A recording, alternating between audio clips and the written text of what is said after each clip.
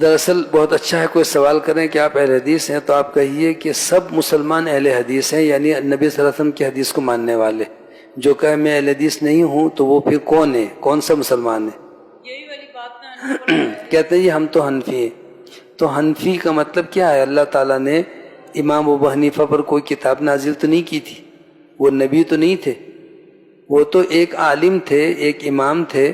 انہوں نے دین کو جتنا سمجھا وہ لوگوں کو پیش کیا، اس میں غلطی اگر ہے تو ہم اس کو چھوڑ کر حدیث مانیں، یہ ہے اہل حدیث۔ ہم امام ابو حنیفہ کی شان میں گستاخی نہیں کرتے بلکہ اسے کبیرہ گناہ سمجھتے ہیں۔ ہم امام مالک، امام ابو حنیفہ، امام شافعی، امام احمد بن حنبل، چاروں اماموں کو بلکہ سارے علماء کو مانتے ہیں، لیکن کسی کو اپنے لیے ایک خاص نہیں کرتے، اس کی تقلید اپنے اوپر لازم نہیں کرتے کہ یہ اسلام میں جائز نہیں ہے، بلکہ رسول اللہ صلی اللہ علیہ وسلم کے ہوتے ہوئے سابقہ کسی پیغمبر کی اطاعت لازم نہیں ہے تو پھر کسی امتی کی تقلید کیسے لازم ہو جائے گی؟ دیکھیں، خالص دین جو رسول اللہ صلی اللہ علیہ وسلم نے امت کو پہنچایا تھا وہ قرآن مجید اور حدیثیں۔ نبی صلی اللہ علیہ وسلم کے دور میں یہ چار امام بھی نہیں تھے، نہ ان کی فقہ تھی۔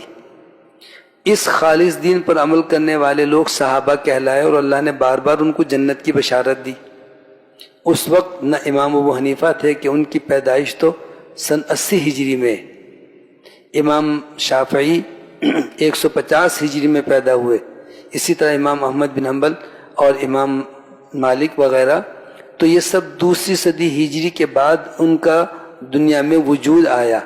اور شاہ ولی اللہ کہتے ہیں کہ 400 سال کے بعد دنیا میں یہ فتنہ پیدا ہوا کہ لوگ اپنے آپ کو ان چار میں سے کسی ایک کے ساتھ خاص کرنے لگے کہ جی میں تو حنفی ہوں، میں شافعی ہوں، میں مالکی ہوں، میں حنبلی ہوں، حالانکہ اللہ تعالیٰ نے کسی پر لازم نہیں کیا کہ وہ کسی امتی کی تقلید اپنے اوپر لازم کر کے کسی ایک کا پابند ہو جائے۔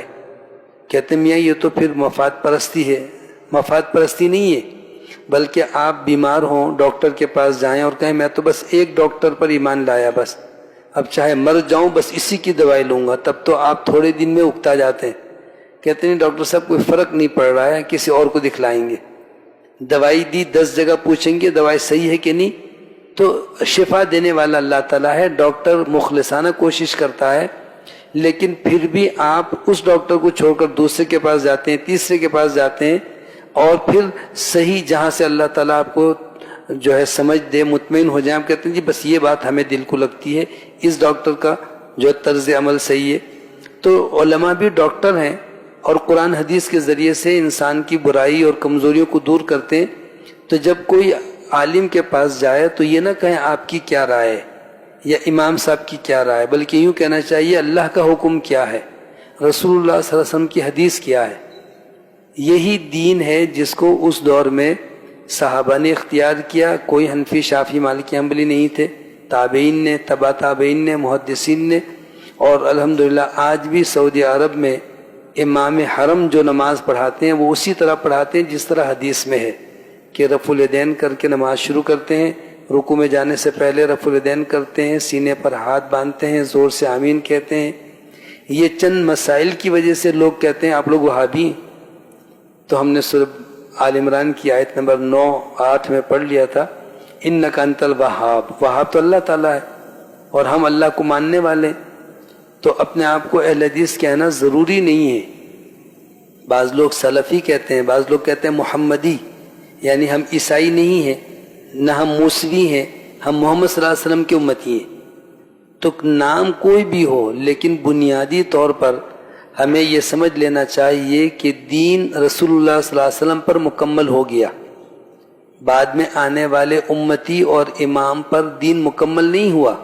ہاں انہوں نے یقیناً اجتہاد کیا، امت کی رہنمائی کی، جو باتیں اچھی ہیں قرآن حدیث سے ٹکرا نہیں رہی ہیں سر آنکھوں پر ہم مانتے ہیں، اور جو بات انہوں نے بتائی اور قرآن و حدیث سے ان کی وہ بات موافقت نہیں رکھتی، مناسبت نہیں رکھتی، وہ بات چھوڑ دینا اور نبی صلی اللہ علیہ وسلم کی حدیث کو تھامنا اصل دین ہے۔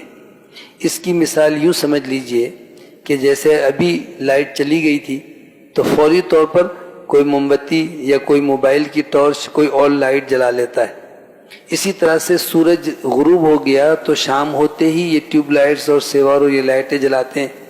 کیوں؟ تاکہ اندھیرے کو دور کیا جائے، روشنی حاصل کی جائے. لیکن صبح جب سورج طلوع ہو جائے تو ہم کہیں کہ یہ تو بے وفائی ہوگی کہ رات کے اندھیرے میں اس ٹیوب لائٹ نے روشنی دی تھی، ہم تو اسی کی روشنی سے فائدہ اٹھائیں گے، ہمیں سورج نہیں چاہیے.